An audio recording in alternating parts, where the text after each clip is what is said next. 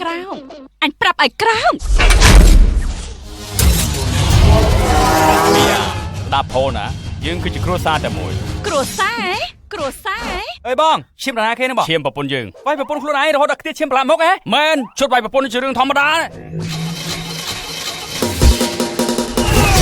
បណ្ដាអ្នកធ្វើដំណើរទាំងឡាយជាទីស្នេហាដល់ពេលវេលាបាសសក់ហើយ Let's go ហំត្រូវធ្វើម៉េចបាយឲ្យឯងស្អីឆ្លាតនេះត្រូវស្ពះលីប្រពន្ធផងឲ្យបងបន្តបានទេបាទ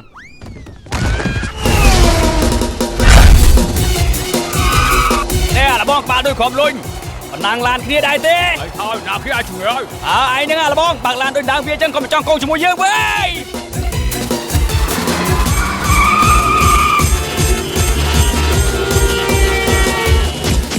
ធ្វើស្អីណាអែមស្អាតអានមែនទេអូយស្អាតលើហើយប៉ែមុខតែឯងមុខដូចកាប៉ែអើយចង់ថាចាឯងហ្នឹងកាប៉ែដែរ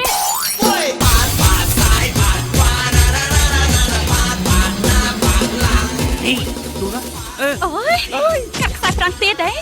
អើយដាច់ព្រឹងអើយបានអីគេនេះមានតែរឿងតែ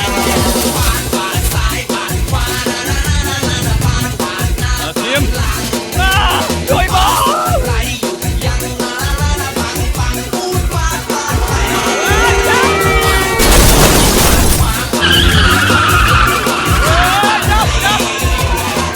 មិនខ្លាចទៀតអើយយឺតហោ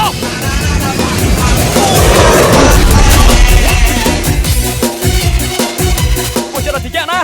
តាំងអារម្មណ៍ស្ងប់សិនទៅជាប៉ូលីសមកជួយឡាហើយសប្តាហ៍នេះប៉ូលីសធ្វើការបានច្រើនមកណាចាប់ចោលចាប់គ្រឿងញៀនទាបំណុលពួនតាមភ្លើងស្តុបចាប់ម៉ូតូអត់មួសុវត្ថិភាពហើយអាក្តីតែធំជាងគេពេលនេះកំពុងចាប់ប៉ុកខេមុនញ័រពេញខ្លួនទៅហើយនេះភីខាច់ឈូមែនអូ